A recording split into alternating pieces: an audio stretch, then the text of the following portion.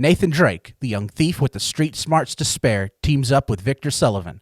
The two set out on a quest to find the greatest treasure that has never been found in this video game adaptation.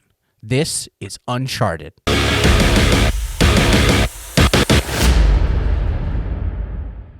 Now, Uncharted's journey from video game to movie has been a long time coming. I honestly think Tom Holland wasn't even Spider-Man before we even heard about this movie. But with the recent uptick in video game adaptations, I felt it was only a matter of time before they actually committed to this film. For as long as this film took to actually hit theaters, I have to say I was remarkably entertained with it. Now, Tom Holland was a relatively controversial choice to play the titular character Nathan Drake.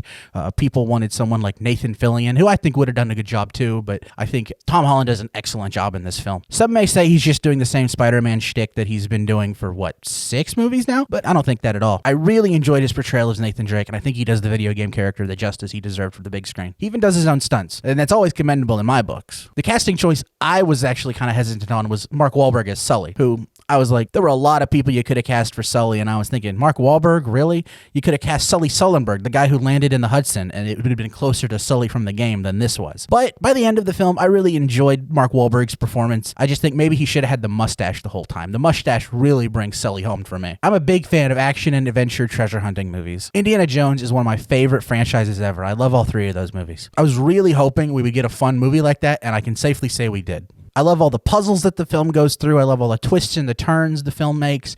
It's just a really fun and engaging movie for me. I was a big fan of the action sequences in this movie, specifically one that is admittedly borrowed from the game. It was the cargo plane sequence, which is an iconic sequence from the video game series. And I have to say that scene was done very well. Even I was a bit worried because the film actually starts with a cut towards later on in the film during the cargo plane sequence, and I was worried they're not going to do the whole cargo plane sequence at the beginning of the movie, are they? And luckily they didn't, but I would have preferred them just not doing the cargo sequence at the beginning. Luckily, it just wasn't all ruined at the beginning of the movie for me. I would have been disappointed if that was the case. I will say this scene does include probably the film's most spotty amounts of CGI. Bad CGI really doesn't take me out of the movie. It's just kind of jarring to know that the video games probably look better than this at times. What I really appreciate about this movie is that it doesn't take stories from the games that we already know. Now, it does have some scenes from the games, like the cargo plane sequence as mentioned, but overall the story is a brand new adventure for Nathan Drake and Sully. To be honest, I prefer that idea for video game movies. The idea of trying to do a whole story that we already know,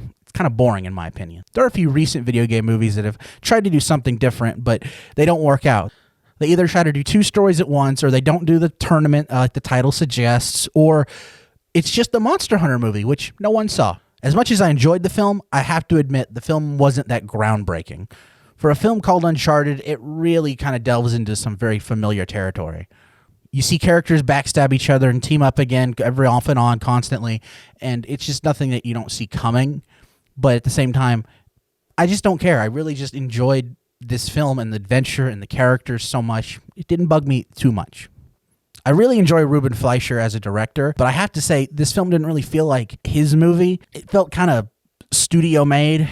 There were some instances with some of the graphics that were on screen that felt like something out of Zombieland with the rules, but other than that, I felt like it was kind of missing his touch that I really enjoy. That said, the man knows his product placement and how to make it funny. Bar none, one of my favorite product placements in a movie since potentially Power Rangers 2017. It was so abrupt and asininely stupid that I couldn't help but laugh and kind of love it. I won't spoil it, but I will say, sadly, it isn't Subway. Subway, where winners eat. Ow. Had it actually been Subway, I would have belly laughed so hard and potentially applauded. I love a good reference like that. In the end, though, out of all the recent video game adaptations we've had, I have to say this is definitely one of the better ones. I still think Sonic the Hedgehog's like the top of the video game adaptations, but overall, this one's just a fun movie. If you're like me and anxiously waiting for the next Indiana Jones movie and need something to tide you over, I can definitely recommend this. Even if you're not a fan of the video games, I think there's just a fun adventure to have here with 2 great lead performances and characters. Since this is the first film with the PlayStation Productions logo in the front of it, I have to ask, what PlayStation game would you like to see get a movie next? I think a Little Big Planet movie would actually be really cool if done right. Something animated or stop motion animated would be really cool to see. But please tell me your opinion in the comments below.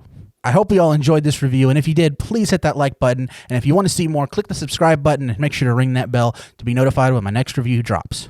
Until next time, I'm Quint Dunaway telling you to keep it cinematic.